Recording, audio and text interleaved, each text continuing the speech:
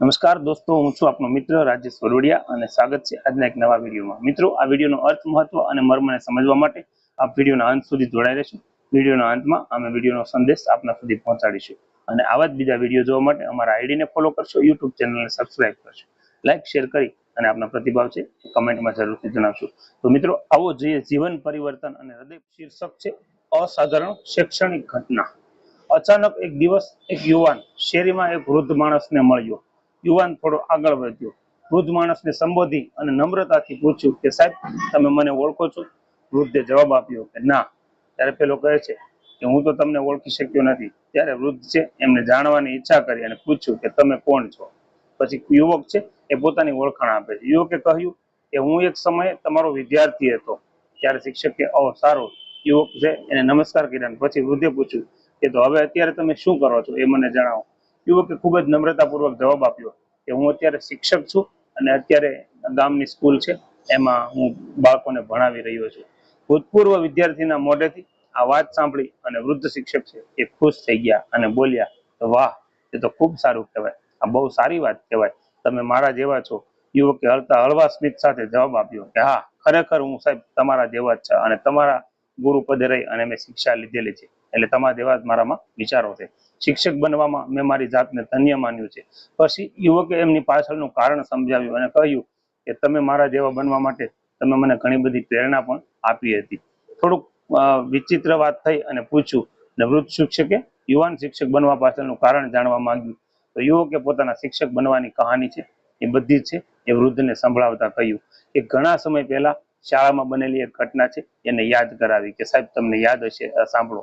જૂના દિવસોની ઘટનાનું વર્ણન કરતા કહે છે કે આ વૃદ્ધ શિક્ષકને સંબોધીને કહે છે, સર, તમને યાદ છે એક દિવસ મારો એક મિત્ર, એટલે કે જે ક્લાસમાં મારો ભણતો હતો એ વિદ્યાર્થી, એ નવી કાંડા ઘડિયાળ લઈ અને ક્લાસમાં આવ્યો હતો। તેની ઘડિયાળ એટલી સુંદર હતી કે હું મારા લોભને કાબુમાં રાખી શક્યો નહીં અને મેં નક્કી કર્યું કે કોઈ પણ હિસાબે ગમે તે વાતે મારે આ ઘડિયાળ છે એમની પાસેથી પડાવી લેવી જોઈએ અને મારે આ પહેરવી છે।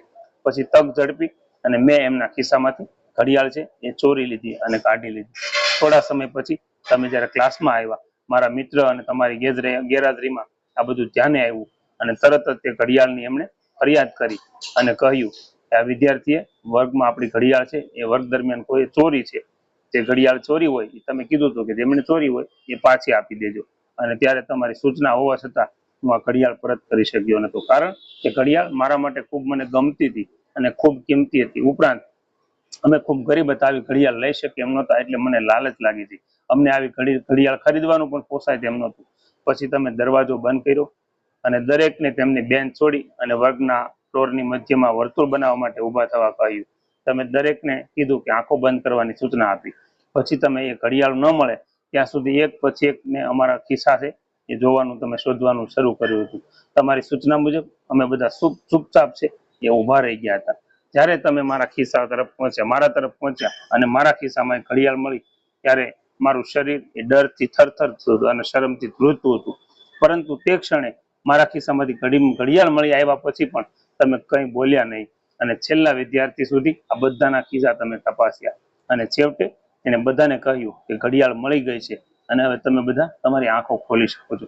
ઘડિયાળ શોધ્યા પછી મારો મિત્ર છે એ તમારી પાસે આવી અને જાણવા પણ માંગતો હતો કે સાહેબ, આ ઘડિયાળ છે એ કોણે ચોરી, એટલે કે કોના ખિસ્સામાંથી મળી ગઈ હતી, પણ તમે તેને ક્યારેય કંઈ કીધું નહીં અને વાત પણ ન કરી। ઘડિયાળ કોના ખિસ્સામાંથી મળી છે એનાથી કોઈ ફરક નહોતો પડતો, એ શું મહત્વનું હતું, પણ તમે મિત્રને જવાબ આપ્યો તારી ઘડિયાળ મળી ગઈ છે એટલે હવે આપણે બીજું વિશેષ કાંઈ કરવું નથી। અને તે દિવસની ઘટનાઓ વિશે મારી સાથે એ ક્યારેય વાત નથી થઈ, પણ આ કૃત્ય માટે તમે મને ઠપકો આપવાને બદલે તમે મને નૈતિકતાનો પાઠ ભણાવ્યો અને માટે શાળાના કોઈ પણ ઓરડામાં નથી લઈ ગયા।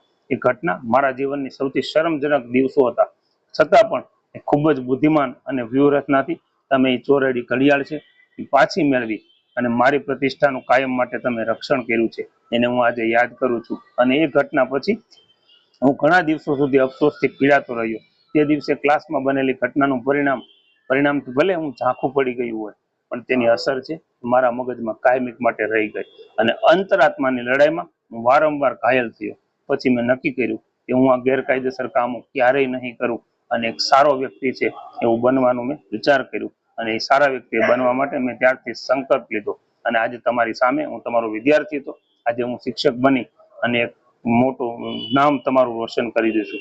તે દિવસે મને તમારા તરફથી સ્પષ્ટ મળેલો સંદેશ કે ખરેખર કેવા પ્રકારના શિક્ષક હોવા જોઈએ એ હું તમારી પાસેથી શીખ્યો છું કે લોકોને અપમાન કર્યા વિના પણ એમને સુધારી શકાય છે. તમારી આ ઉદારતા આજે મને શિક્ષકના પદ ઉપર મૂક્યો છે. ભૂતપૂર્વ વિદ્યાર્થીના શબ્દો સાંભળતા જૂના શિક્ષકની આંખમાં આંસુ આવી ગયા. આંસુ લૂછતા શિક્ષકે હળવું સ્મિત કર્યું અને કહ્યું કે હા દીકરા, મને એ વાત અને એ ઘટના આજે પણ મને બહુ યાદ છે, પણ એ મારે તને કહેવું નહોતું, કારણ કે તે સમયે માત્ર તારી જ નહીં મારી આંખો પણ બંધ હતી. પછી શિક્ષકે નિશાસો નાખીને કહ્યું કે તો તમે મને કહો કે આ શિક્ષક તરીકે મેં ચોર્યું છે એ પણ તમને ખબર નહોતી? ત્યારે કહે છે કે હા, એ પણ ખબર નથી. શિક્ષક ઈચ્છે છે કે તેના વિદ્યાર્થી જ્યારે પણ બને ત્યારે હીરો તરીકે આવે અને ગર્વ અનુભવે. એવી આ વાતથી હું તને એક આદર્શ વિદ્યાર્થી બનાવવા માંગતો હતો. મિત્રો, આ વાર્તાનો અર્થ, એમનું મહત્વ એ છે કે જીવનમાં ઘણીવાર ઘણા લોકોથી કંઈક ભૂલ થઈ જતી હોય અથવા તો ભૂલથી કરેલું કાર્ય છે એમને આપણે બહાર પોકાર્યા કરતા એમને પોતાને જો અફસોસ કરવાનો મોકો આપે એવી પ્રવૃત્તિ કરીએ તો જીવનમાં માણસ છે ને એ પોતાનું હૃદય છે એ પીગળી જાય છે અને પોતાનું જીવન છે એ પણ ઘણીવાર પરિવર્તિત થઈ જતું હોય છે અને એક સારા વ્યક્તિત્વ તરીકે માણસ ઉભરી આવતા હોય છે. સમાજમાં આજુબાજુમાં ઘણા બધા લોકોથી આવું કાર્ય થઈ જતું હોય છે, પણ એમને આપણે ગેરમાર્ગે લઈ જાય અથવા તો એમને બદનામ કરવા કરતા એમને સારી રીતે શીખ પાઠવવામાં આવે તો જીવનમાં ખૂબ સારું એવું પરિણામ આવતું હોય છે.